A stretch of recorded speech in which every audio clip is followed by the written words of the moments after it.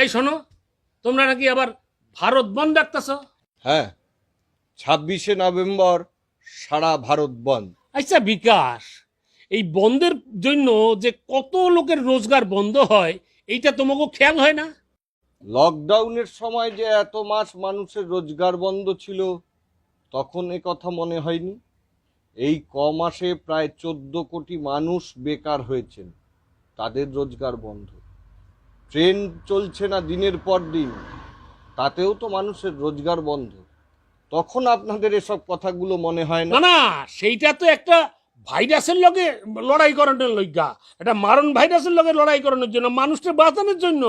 আমরাও একটা মারাত্মক ভাইরাসের বিরুদ্ধে লড়ছি, যে ভাইরাসটা দেশকে কুড়ে কুড়ে খাচ্ছে, অর্থনীতিকে পঙ্গু করে দিচ্ছে। এগুলি বাজে কথা, এগুলি সব মিথ্যা কথা, এগুলি কেউ বিশ্বাস করবো না। দেশের এত উন্নতি এর আগে কেউ দেখছে কোনোদিন? স্বাধীনতার পর এত উন্নতি কখনো হয় নাই। এইসব গ্যাস আর কেউ খাচ্ছে না কাকু। একজন গত 34 বছরে তৈরি হওয়া রাজ্যের সম্পদগুলো নতুন করে রং করে নতুন করে উদ্বোধন করছেন, আর আরেকজন গত 74 বছরে তিলে তিলে তৈরি হওয়া দেশের সম্পদগুলোকে বিক্রি করছেন, আর বিজ্ঞাপনে এগুলোকেই উন্নয়ন আর বিকাশ বলে চালিয়ে দেওয়ার চেষ্টা হচ্ছে। ছাড়ুন, চলি, দেরি হয়ে যাচ্ছে, আমাকে আবার কমিউনিটি কিচেনে যেতে হবে। আরে দাঁড়াও দাঁড়াও, বলছি তোমাকে দাবিটা কি? একটা নয়, 7টা দাবি আছে আমাদের, শুনবেন? কও কও।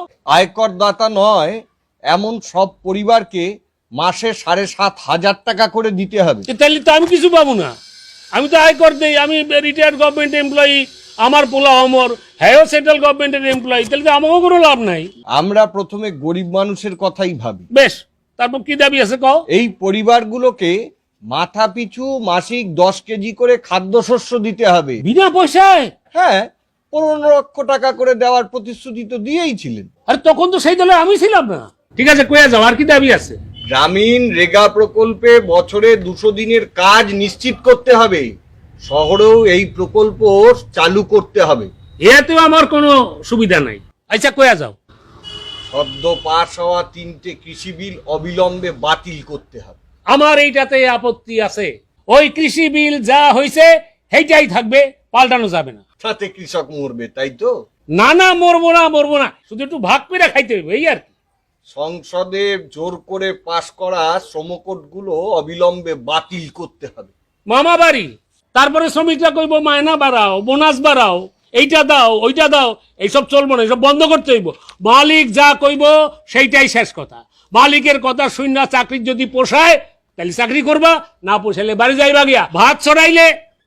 আচ্ছা তুমি কয়ে যাও। তার মানে শ্রমিকদের কোনো অধিকার থাকবে না? না, কোনো অধিকার থাকবে না। রাষ্ট্রায়ত্ত শিল্পের ঢালাও বেসরকারীকরণ বন্ধ করতে হবে। রাষ্ট্রায়ত্ত এবং সরকারি দপ্তরগুলোয় জোর করে চাপিয়ে দেওয়া অবসর প্রকল্পগুলোকে অবিলম্বে বাতিল করতে হবে। আরে এইগুলি সব বাজে কথা। সব রাষ্ট্রায়ত্ত শিল্পই থাকবো, শুধু ভালো করে পরিচালনা করার জন্য যা যা করতে হয় সেটা করবো। তাই নাকি কাকা? রেল, ব্যাংক, বিমা, এয়ারপোর্ট, অর্ডিন্যান্স ফ্যাক্টরি সবই তো বিক্রি করে দিচ্ছে সরকার। আপনার চোখে পড়ছে না বলে কোনোটাই কিন্তু মিথ্যা নয়। দেশের সম্পদ বেচে দিয়ে আত্মনির্ভরতার স্লোগান দিচ্ছে সরকার। চমৎকার। এই সমস্ত জ্ঞান দেওয়া বন্ধ করো, কইরা আর কি দাবি আছে কইয়া তাও যাও। অসংগঠিত শিল্প শ্রমিকদের জন্য সামাজিক সুরক্ষার ব্যবস্থা করতে হবে, সার্বজনীন পেনশনের ব্যবস্থা করতে হবে, জিনিসপত্রের দাম কমাতে হবে। 80 টাকার পেঁয়াজ আর 40 টাকার আলু মানুষের পক্ষে কিনে খাওয়া সম্ভব হচ্ছে না কাকা। শোনো বিকাশ, যা হইছে ভালোই হইছে, যা হইব ভালোই হইব, গীতার কথা বুঝলা না? এই যে আমার পোলা অমর জব্বলপুরে কেন্দ্রীয় সরকারি সংস্থায় চাকরি করে, ওর কিন্তু কোনো অভিযোগ নাই, ওর কোনো অসন্তোষ নাই, দিব্যি চাকরি বাকরি করতেছে, খাইতেছে। ও তোমাকে এই সমস্ত হুল্লোড়বাজির মধ্যেও নাই। শোনো, এইসব হুল্লোড়বাজি বন্ধ করো, বন্ধ করো, বন্ধ কইরা বাড়ির যাও, যাও বাড়ির যাও। বাড়ি যাচ্ছি না কাকা, শ্রমজীবী ক্যান্টিনে যাচ্ছি, চলি। শালা শয়তানের বাচ্চা শয়তান, শ্রমজীবী ক্যান্টিন বানাইতেছ, যেদিন দিমু আর একটা ঠ্যাং বাইঙ্গা সেদিন বুঝবা। দাঁড়া, 21 সালটা আইতে দে।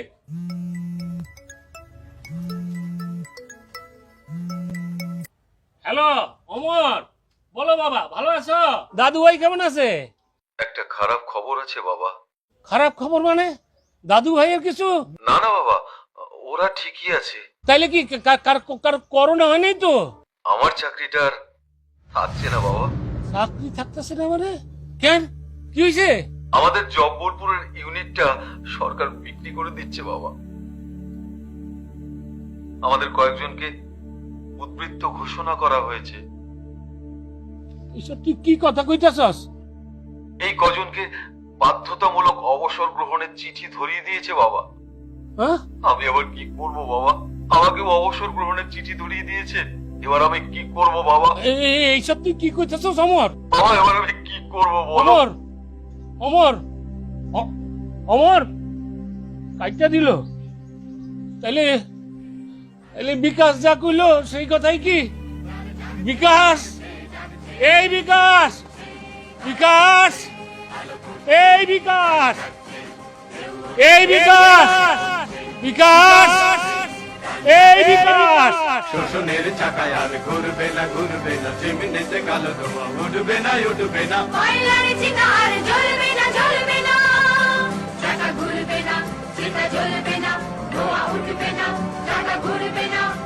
শোষণের চাকায় আর ঘুরবে না ঘুরবে না, চিমনিতে কালো ধোঁয়া উঠবে না উঠবে না। কয়লার চিতা আর জ্বলবে না জ্বলবে না, চাকা ঘুরবে না, চিতা জ্বলবে না, ধোঁয়া উঠবে না, চাকা ঘুরবে